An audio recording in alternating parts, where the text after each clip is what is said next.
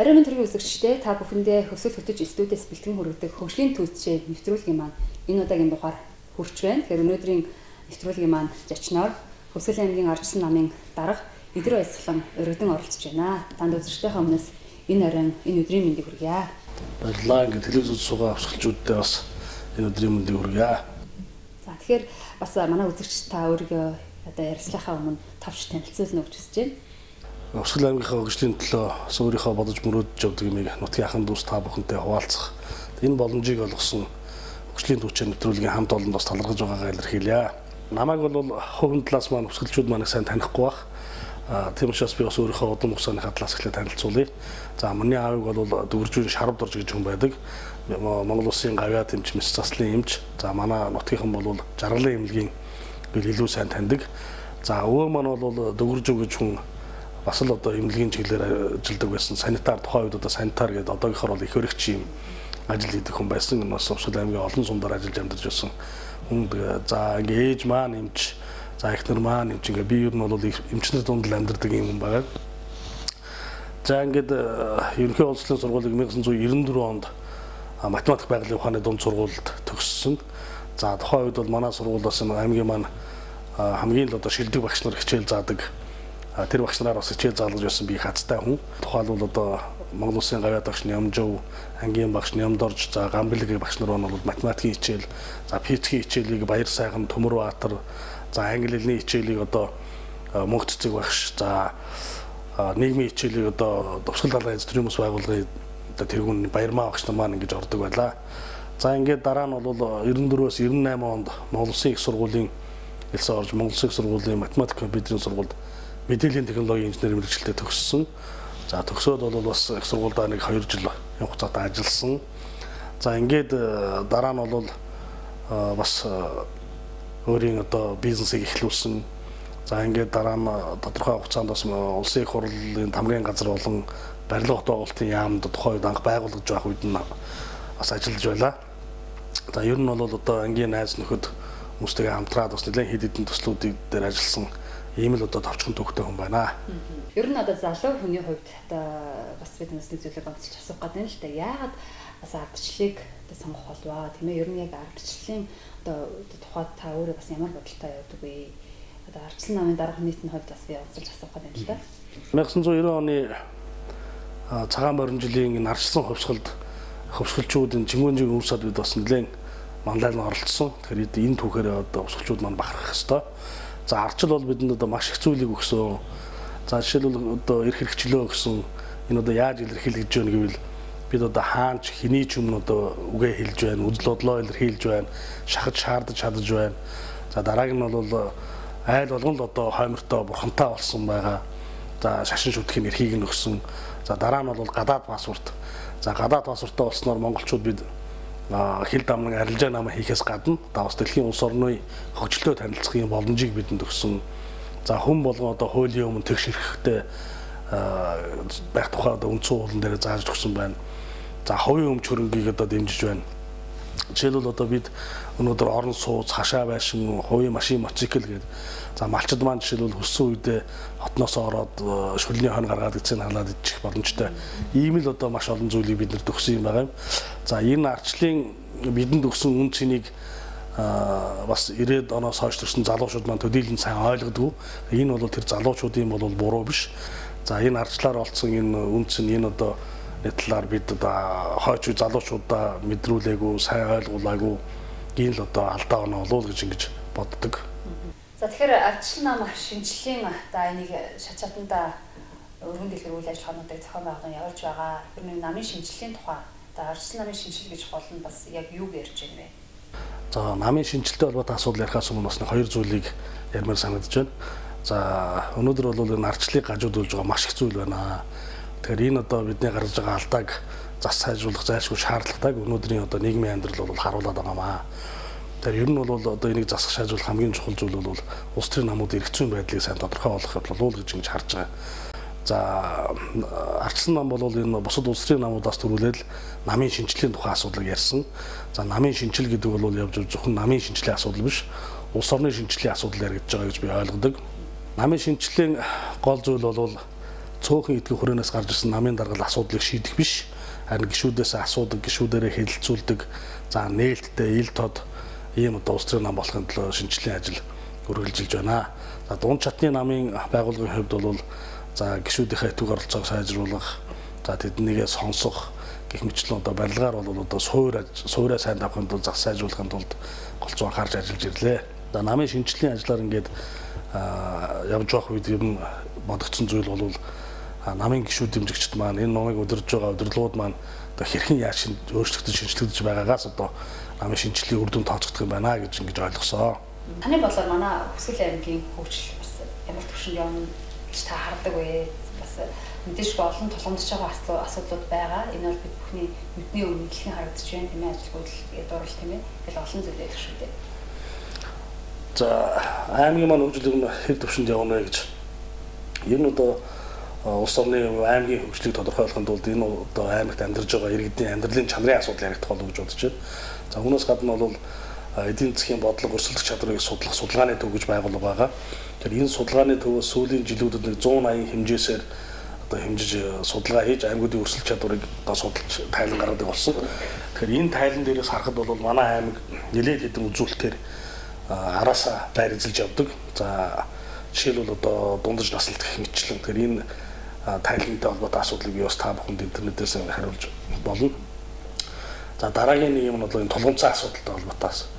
Үнэхээр одоо олон асуудал тулгамдж байгаа. За нэгдүгээрт нь бол түрүүний ярьдаг тэр ажилгүйд л бид иргэдээ ажлын байртаа болгож тогтмол орлоготой болохгүй бол үнэхээр одоо ядуурл их бий.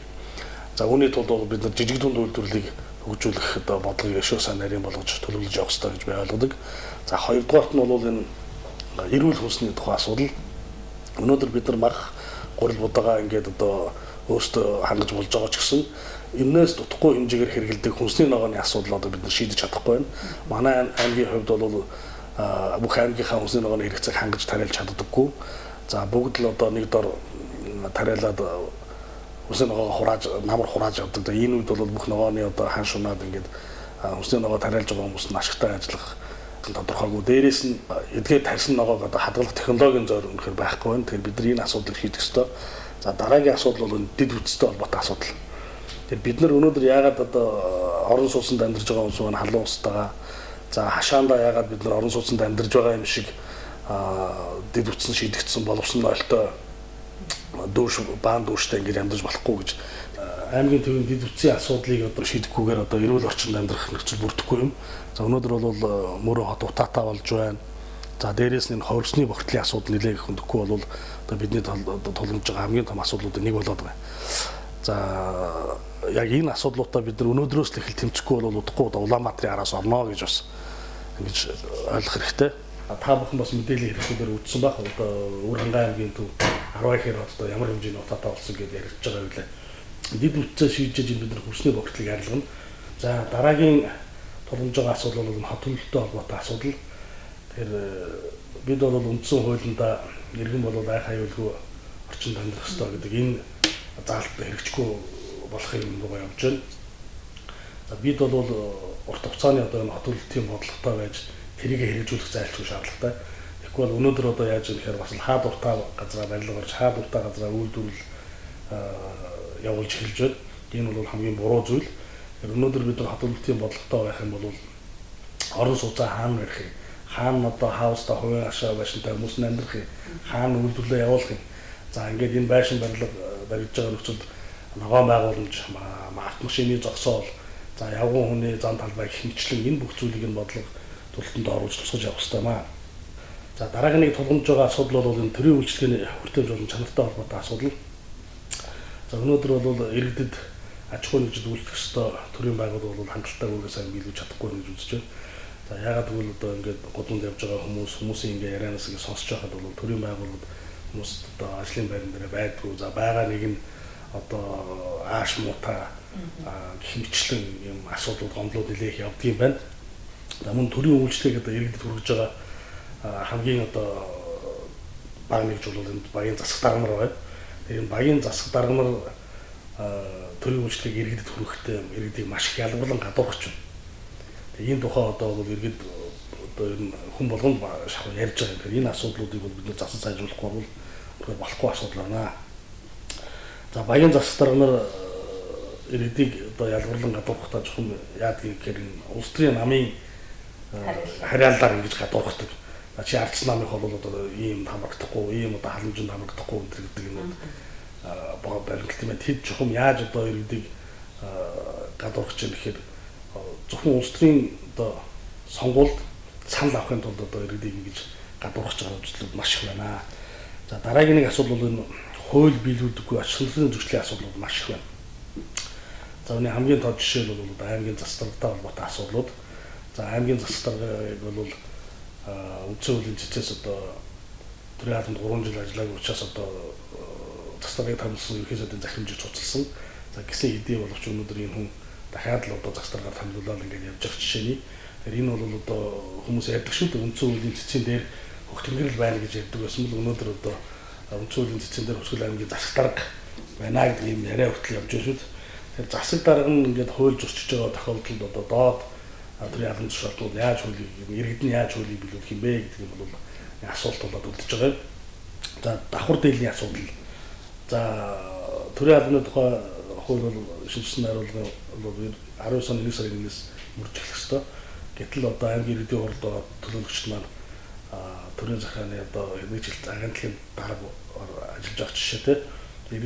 Энэ тухай бол бид тухай одоо ялцаа тэмцэх газар ашиглалтын зөрчилтэй хэсгийг шалгаж өгөх тухай албан тоод өгөөд за аймгийн хурлын даргад бол энэ одоо хуулийг биелүүлж ажиллах чиглэл өгсөн гэсэн хэдийч одоо энэ ажил одоо өнөөдрийн хүртэл хэрэгжихгүй байгаа. За хөдөө сумд гэхэд одоо галт сумын засаг даргын хамгийн газартай холбоотой асуудал тэр чигээр одоо ах トゥ найз нөхдийн ийм сүлжээ бүрдсэн ийм байдал байдаг юм байна. За энд одоо бас л орон нутгийн өмчт улсын үйлдвэрийн газар, орон нутгийн өмчт үйлдвэрийн газруудын орон нутгийн өмчт компаниудын төлөөлөл удирдах зөвлөлийн гишүүдийг одоо сонгохдоо бас л одоо хууль зөрчлийн асуудлууд маш их байгаа. Тэгэхээр энэ асуудлуудыг бид нэр дараа шатраалтаа бас асуудал болгож ярина. За дараагийн нэг тулгамж байгаа асуудал бол энэ үр дүнгүй төслөлтүүдийн тухай. Энэ бол одоо маш их зүйлүүд бий. Энд одоо зүгээр захаас нь дуртахад энэ 6 дугаар багийн баг тавигдсан цэвэр усны шугамын асуудал байна. Энэ хэдэн тэрбум төгрөгөөр хийгдлээ. Одоо хэдэн жилийн өмнө хийгдлээ. Өнөөдрийн хүртэл одоо иргэндээ энэ цэвэр усны хүрсэн байна уу гэдгийг айл өрхөөр яваад асуухад л мэдэгдэнэ. За энэ цэвэрлэх байгууламж өнөөдрийн хүртэл одоо ашиглалтанд орохгүй байж байна. Далайг тойрсон боловсон нойлын асуудал байна. Маш их мөнгөөр л хийгдсэн их л үнэтэй нойл гэсэн. Яг амьдралд одоо цагаад болоод очоод нойлд орох гэх тэр нойл нь ажилдгүй юм байна лээ. Тэгэхээр энэ тухай би бас Facebook дээр ч гэсэн хэд удаа бичсэн зүйлүүд байгаа. За дээрээс нь төсвийн хөрөнгөөр хийгдэж байгаа энэ зам барилгын чанарын асуудлууд байна. Энэ асуудлуудыг бол ярихгүй зайлшгүй ярих хэрэгтэй юм асуудлууд. За гэх мэтчлэн ийм тулгамж байгаа асуудлууд байна. Энийг яриад байвал маш их юм билгүй. Би өнөөдөр бас тодорхой хэмжээгээр бүлгэлээд ингээд ярьж байна. Би нэг зүйлийг онцолж хэлмээр байна. За хэрвээ хүмүүсээс одоо ардчилсан намын гол өрсөлдөгч нь юу вэ гэж асуувал одоо хүмүүс ман амал Монгол Ардын амал гэж хэлэх байх. Гэтэ энэ бол биш юм шүү. Өнөөдөр Орос намын одоо гол өрсөлдөгч бол энэ ажилгүйдэл, ядуурл, шудраг биш явдал энэ хууль зөрчиж байгаа энэ асуудлууд л Орос намын одоо гол өрсөлдөгч болоод байгаа юм аа. Тэр аймаг орон нутгийн одоо хөгжөхөд бас нөлөөлсөн тулгамдсан асуудлын талаар одоо хөгжөхөд тушаа болсон зүйлүүдийн талаар нэлээд болон зүйлүүдийг сая хоёр ярьлаа тийм ээ. Тэгэхээр ер нь одоо энэ зүйлийг хүлээсийг тайлахын тулд тийм ээ ямар гарц гаргалгаа байна, хөгжлийн одоо гэрэл ирээдүйн одоо юу вэ? Энэ тал дээр таны бодлыг сонсъё. Бид ер нь ягаад аймагаа хөгжүүлэх маш том мөрөөдөлтөй байж болохгүй гэж. Тэгэхээр энэ мөрөөдлөө аймагаа хөгжүүлэх зорилго төлбөр төслөлтөр болоод хэрэгжүүлэх ягаад болохгүй гэж. Тэгэхээр бид нар бол аймгийнхаа удирдлагын ордон дээр аялал жуулчлалын тулгуур төвсөн дооцтой хүмүүс шиг. Тэгэхээр энэ аялал жуулчлал бол яг харахгүй манай аймгийн хөгжлийн одоо тулгуур бодлого мөн. Тэгэхээр аялал жуулчлалын өнөөдөр бид нар одоо жишээл өөргөлж үүрсэн, нийтийн тэрээр үйлчлүүлсэн ийм жуулчлалд үйлчлэх тухай яагаад бодох ёстой юм чинь. Дэлхийд дээр маш олон баян одоо аялал жуулчлалч байна. Тэгэхээр бид нар энэ үйлчлүүлэгч зориулсан, дэлхийн баяжуулалт зориулсан аялал жуулчлалын одоо стандарт нийлсэн юм бүтээгдэхүүний тухай ярьж болохгүй гэж. Энийг хэрэгжүүлэхийн тулд бид нар одоо Хөсгөл далайн ил дээр одоо дархтын хотхорд яагаад бид нар казино байгуулж болохгүй гэж. Тэгэхээр бид нар ийм том мөрөөдөлтөй байж ижил илүү том амжилтанд хүрэх болов уу гэж би боддог. За үүний тулд одоо бас л яагаад энэ жуулчдын орж хаалгаад өмсөж болохгүй гэж мөрөнд яагаад олон улсын онгоцны буудлын байж болохгүй юм те ханхын одоо бомбыг 24 цагийн олон улсын бомб болгомоор байна. За хангаас сатгал хүртэл одоо далайн зүүн талаар хадгалжтай зам тамаар хөвчлэн юм мөрөөдлүүд бол байна. За дараагийн асуудал нь бол жижиг дунд үйлдвэрлэлтэй холбоотой асуудал. Бид өнөөдөр жижиг дунд үйлдвэрлэлийг нэлээд дэмжиж байж иргэдийн ажлын байртаа татан болгохтой болох ёстой. Мөн дээрээс нь бид нар одоо Хүсэл аймагт яагаад дэлхийн брэнд үйлдвэрлэх тухай бодож сэтгэж болохгүй гэж. Өнөөдөр Хүсэл аймагт үйлдвэрлэж байгаа энэ цайнуудыг яагаад дэлхийн брэнд болгож болохгүй байгаа юм бэ гэж. За мөн дараагийн асуудал бол энэ мал аж ахуйтай холбоотой асуудал. Өнөөдөр Хүсэл аймагт нүүдлийн мал аж ахуй зорилгож байна. Тэгэхээр одоо бид дэлхийд хөлөөлөхийн тулд эрчимсэн мал аж ахуйг яагаад нүүдлийн мал аж ахуйтай хослсон байдлаар хөгжүүлж болохгүй юм бэ? Энийг хөгжүүлэхийн тулд юу хийх ёстой вэ гэдгийг бодох хэрэгтэй юм байна. За мөн одоо технологи болон дэлхийн одоо брэнд болчихсон. Тэгэхээр өмнөөс тутахааргүй одоо чанартай нэг зүйл бол энэ сарлын хөврийн асуудал байна. Тэгэхээр бид нар өнөөдөр энэ сарлын хөврөөр бүтээгдэхүүн хийж байгаа энэ залуучуудаа яагаад хэмжээд энэ сарлын хөврийг дэлхийн брэнд болох талаар нөлөөлж болохгүй гэж. За дараагийн нэг асуудал бол газар тариаллын асуудал. Газар тариалал гэхээр бид нар зөвхөн л одоо улаан будаа тарих тухай ярьж байгаа. Тэгэхээр бид нар улаан будаа биш, гурвалжин будаа тийм ээ. За өөр эмийн ургамлууд гэх мэтчлэн энэ дэлхийд хэрэгтэй, Монгол улс хэрэгтэй бусад зүйлийг бид нар яагаад төсөлтөд чинээ тариалж болохгүй байгаа юм бэ? Гэх мэтчлэн ийм зүйлүүд байна.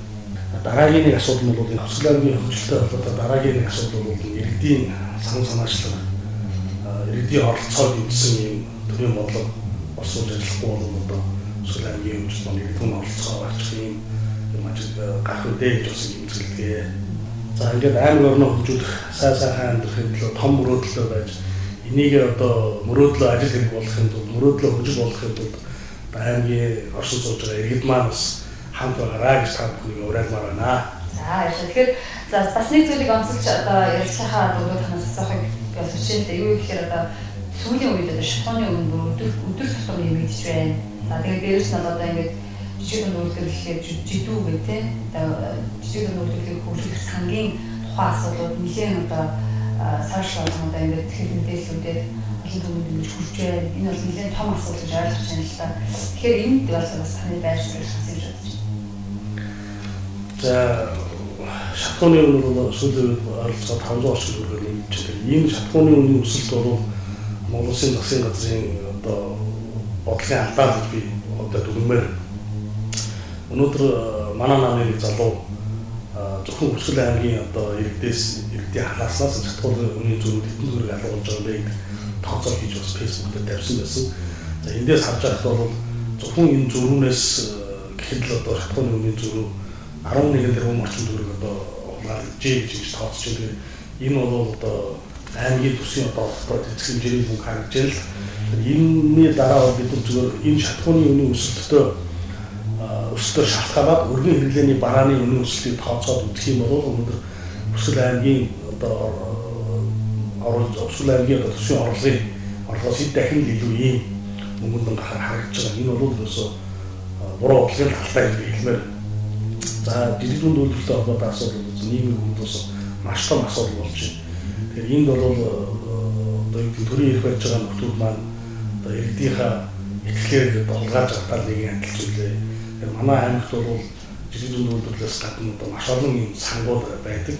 Тэгэхээр одоо аймгийн үйлдвэрлэлүүд энэ сангуудын үйл ажиллагааг бас ард иргэдээ нээлттэй ил тод болгох ёстой гэж би бас ингэж үзэж байгаа. Тэгэхээр энэ талаар бид одоо аймгийн арчил намаас энэ сангуудын үйл ажиллагааг нээлттэй ил тод болгох тухай шаардлагыг бас аймгийн үйлдвэрлэлүүд хөрвүүлж ажиллах төлөвлөж байгаа. Хөгжлийн хүчин нэвтрүүлгийн маань сүүлчийн асуудлыг асуултыг бол манай урагдж ирсэн зочдтой нээлттэй үлдээдэг. Ард иргэдтэй хандаж их таны үгийг сонсъё. За бид одоо энэ нутагтаа төрж өсөөд ажиллаж амьдраад энэ нутгийнхаа өрсөн чингэхэл юм одоо ахын дүүс.